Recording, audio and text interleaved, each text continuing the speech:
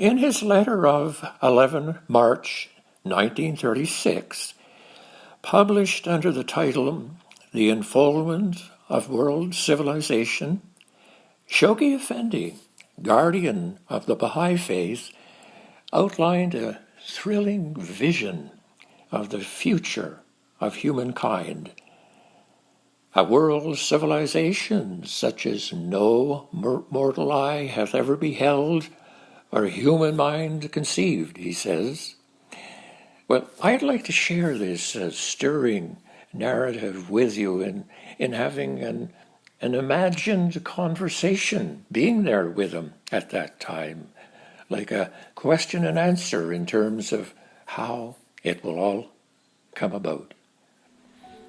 Question: what conditions, I ask, are budding in the world for the unfoldment of such world civilization? Unification of the whole of mankind is the hallmark of the stage which human society is now approaching. Unity of family, of tribe, of city-state, and nation have been successively attempted and fully established. World unity is the goal towards which harassed humanity is striving. Nation building has come to an end. The anarchy inherent in state sovereignty is moving towards a climax. A world growing to maturity must abandon this fetish, recognize the oneness and wholeness of human relationships, and establish once for all the machinery that can best incarnate this fundamental principle of its life. Question: what other worldly impulses, I ask, will prepare the groundwork before the required machinery kicks in? A new life, Baha'u'llah proclaims, quotes The Guardian, is in this age stirring within all the peoples of the earth, and yet none hath discovered its cause or perceived its motives. O ye children of men, he thus addresses his generation, the fundamental purpose animating the faith of God and his religion is to safeguard the interests and promote the unity of the human race. This is the straight path, the fixed and immovable foundation. Whatsoever is raised on this foundation, the changes and chances of the world can never impair its strength, nor will the revolution of countless centuries undermine its structure. The well-being of mankind, he declares, its peace and security are unattainable unless and until its unity is firmly established. So powerful is the light of unity, is his further testimony, that it can illuminate the whole earth. The one true God, he who knoweth all things, himself testifieth to the truth of these words. This goal excelleth every other goal, and this aspiration is the monarch of all aspirations. He who is your Lord, the all-merciful, he, moreover, has written, cherisheth in his heart the desire of beholding the entire human race as one soul and one body. Haste ye to win your share of God's good grace and mercy in this day that eclipseth all other created days. Question: what is then this machinery and structure I venture? The unity of the human race, as envisaged by Baha'u'llah, implies the establishment of a world commonwealth in which all nations, races, creeds, and classes are closely and permanently united, and in which the autonomy of its state members and the personal freedom and initiative of the individuals that compose them are definitely and completely safeguarded. This commonwealth must, as far as we can visualize, will consist of a world legislature whose members will, as the trustees of the whole of mankind, ultimately control the entire resources of all the component nations and will enact such laws as shall be required to regulate the life, satisfy the needs, and adjust the relationships of all races and peoples. Question: how, I must ask, beloved guardian, is such a diversified world governed?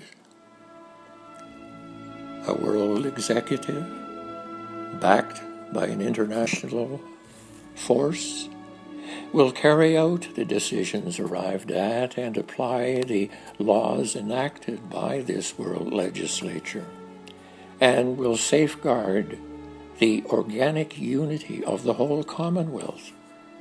A world tribunal will adjudicate and deliver its compulsory and final verdict in all and any disputes that may arise between the various elements constituting this universal system. A mechanism of world intercommunication will be devised, embracing the whole planet, freed from national hindrances and restrictions, and functioning with marvelous swiftness and perfect regularity. A world metropolis will act as the nerve center of a world civilization, the focus towards which the unifying forces of life will converge, and from which its energizing influence will radiate. Question: then pray tell, how would all communication among such diverse races be optimized and facilitated with each other? A world language will either be invented or chosen from among the existing languages and will be taught in the schools of all the federated nations as a auxiliary to their mother tongue. A world script, a world literature, a uniform and universal system of currency, of weights and measures, will simplify and facilitate intercourse and understanding among the nations and races of mankind. In such a world society, science and religion, the two most potent forces in human life, will be reconciled, will cooperate, and will harmoniously develop. The press will, under such a system, while giving full scope to the expression of the diversified views and convictions of mankind, cease to be mischievously manipulated by vested interests, whether private or public, and will be liberated from the influences of contending governments and peoples. Question, so then, just what barriers are disabled to advance science, religion, and commerce for both the well-being and equitable distribution of world resources for all peoples? The economic resources of the world will be organized. Its sources of raw materials will be tapped and fully utilized. Its markets will be coordinated and developed, and the distribution of its products will be equitably regulated. National rivalries, hatreds, and intrigues will cease, and racial animosity and prejudice will be replaced by racial amity, understanding, and cooperation. The causes of religious strife will be permanently removed. Economic barriers and restrictions will be completely abolished, and the inordinate distinction between classes will be obliterated. Destitution on the one hand and gross accumulation of ownership on the other will disappear. The enormous energy dissipated and wasted on war, whether economic or political, will be consecrated to such ends as will extend the range of human inventions and technical development, to the increase of the productivity of mankind, to the extermination of disease, to the extension of scientific research, to the raising of the standard of physical health, to the sharpening and refinement of the human brain, to the exploitation of the unused and unsuspected resources of the planet, to the prolongation of human life, and to the furtherance of any other agency that can stimulate the intellectual, the moral, and spiritual life of the entire human race. Dear Guardian, question, in such a sweeping reorganization of life, what managing authority administers such a world society? A world federal system ruling the whole earth and exercising unchallengeable authority over its unimaginably vast resources, blending and embodying the ideals of both the East and the West, liberated from the curse of war and its miseries and bent on the exploitation of all the available sources of energy on the surface of the planet. A system in which force is made the servant of justice, whose life is sustained by its universal recognition of one God and by its allegiance to one common revelation.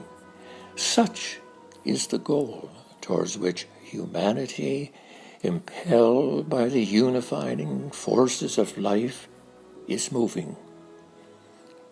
Question, it would seem to me some kind of all-encompassing authority would be needed.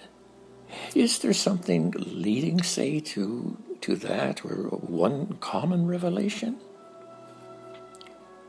One of the great events, affirms Abdu'l-Baha, which is to occur in the day of the manifestation of that incomparable branch, is the hoisting of the standard of God among all nations.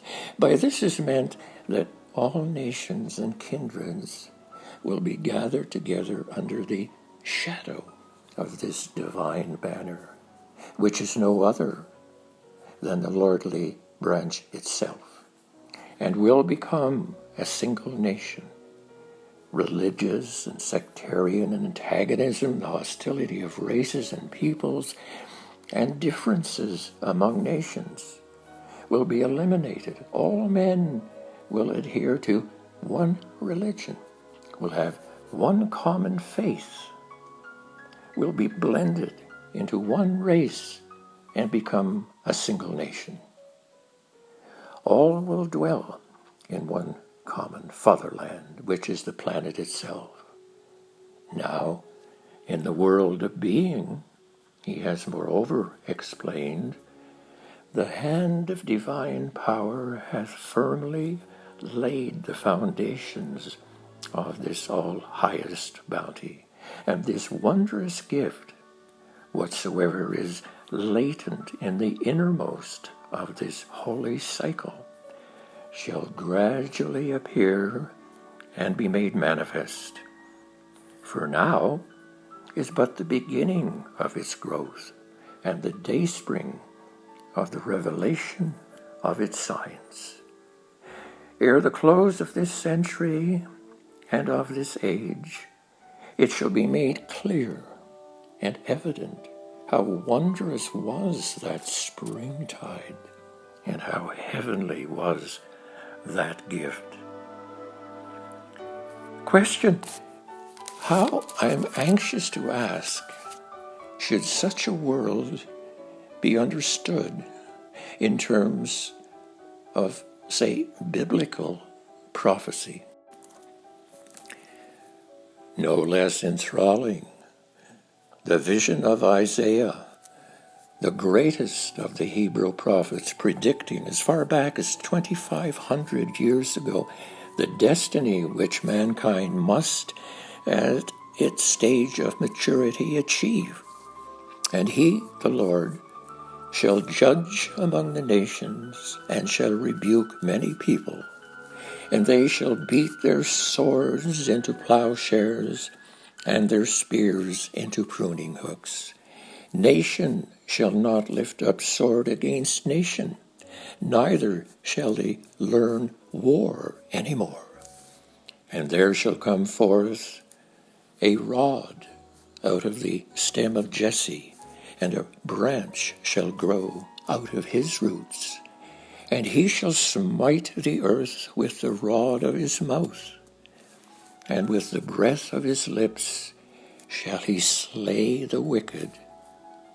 And righteousness shall be the girdle of his loins, and faithfulness the girdle of his reins. The wolf also shall dwell with the lamb, and the leopard shall lie down with the kid, and the calf and the young lion and the fatling together, and the sucking child shall play on the hole of the asp, and the weaned child shall put his hand in the cockatrice's den. They shall not hurt nor destroy in all my holy mountain, for the earth shall be full of the knowledge of the Lord, as the waters cover the sea. Question, then, in Christian scripture, what also does this mean? The writer of the Apocalypse, prefiguring the millennial glory which a redeemed, jubilant humanity must witness, has similarly testified. And I saw a new heaven and a new earth, for the first heaven and the first earth were passed away, and there was no more sea. And I, John, saw the holy city, New Jerusalem, coming down from God out of heaven, prepared as a bride adorned for her husband. And I heard a great voice out of heaven saying, Behold, the tabernacle of God is with men, and he will dwell with them, and they shall be his people, and God himself shall be with them, and be their God, and God shall wipe away all tears from their eyes, and there shall be no more death, neither sorrow nor crying, neither shall there be any more pain, for the former things are passed away. So, beloved guardian, in sum, what do these world-embracing perfections, processes, what do these all mean and come down to? Who can doubt that such a consummation, the coming of age of the human race, must signalize in its turn the inauguration of a world civilization such as no mortal eye hath ever beheld or human mind conceived? Who is it that can imagine the lofty standard which such a civilization as it folds itself is destined to attain? Who can measure the heights to which human intelligence, liberated from its shackles, will soar? Who can visualize the realms which the human spirit, vitalized by the outpouring light of Baha'u'llah, shining in the plenitude of its glory, will discover? Question. Incredibly, beloved guardian, this all sounds like a new race of people in the destiny of mankind. Is this so? What more fitting conclusion to this theme than these words of Baha'u'llah, written in anticipation of the golden age of his faith, the age in which the face of the earth from pole to pole will mirror the ineffable splendors of the Abha paradise. This, says Baha'u'llah, is the day whereon naught can be seen except the splendors of the light that shineth from the face of thy Lord, the gracious, the most bountiful. Verily, we have caused every soul to expire by virtue of our irresistible and all-subduing sovereignty. We have then called into being a new creation as a token of our grace unto men. I am verily the all-bountiful, the Ancient of Days. This is the day whereon the unseen world crieth out, Great is thy blessedness, O earth, for thou hast been made the footstool of thy God, and been chosen as the seat of his mighty throne. The realm of glory exclaimeth, Would that my life could be sacrificed for thee. For he who is the beloved of the All-Merciful has established his sovereignty upon thee through the power of his name that hath been promised unto all things, whether of the past or of the future. Well, and so our envisaged conversation with Shoghi Effendi comes to an end. My, what a glorious vision indeed of a future world for which leaders, sages, and poets of the past would relish, and of emperors that would die for in vain.